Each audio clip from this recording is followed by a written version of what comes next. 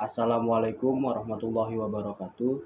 Kami dari kelompok 4 akan mempresentasikan dampak informatika pada kehidupan sosial atau masyarakat. Dalam dunia akademis informatika, diartikan sebagai ilmu yang berhubungan dengan aktivitas pengumpulan, klasifikasi, penyimpanan, pengeluaran, dan penyebaran sebuah pengetahuan. Sementara dalam perguruan tinggi negeri, Anda akan mengenal jurusan teknik informatika.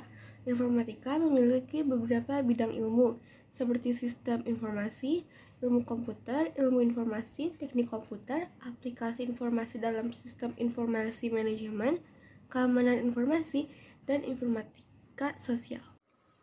Pengertian sosial menurut KBBI adalah segala sesuatu yang berkenaan dengan masyarakat. Definisi sosial memang bisa diartikan secara luas.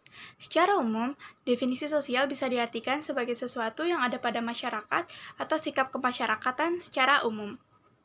Secara umum, pengertian masyarakat adalah sekumpulan individu-individu yang telah hidup bersama, bekerja sama untuk memperoleh kepentingan bersama yang telah memiliki tatanan kehidupan, norma-norma, dan adat istiadat yang ditaati dalam lingkungannya. Informatika menurut para ahli.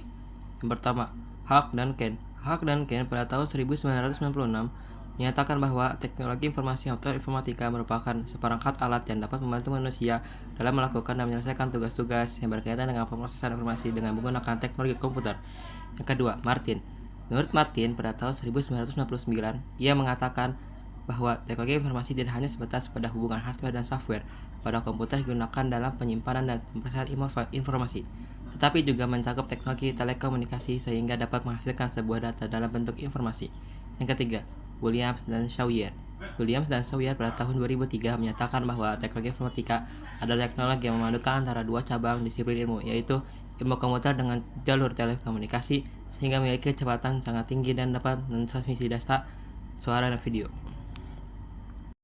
Dampak positif informatika. Kemajuan informatika menciptakan lapangan kerja baru dalam pengembangan web, aplikasi pemrograman, analisis data, dan pekerjaan lainnya yang dapat dilakukan di rumah. Pekerjaan non-teknologi juga semakin terbantu oleh teknologi informasi dan komunikasi TIK dalam berkomunikasi dan menjalankan bisnis. Dampak negatif informatika. 1. Merusak moral.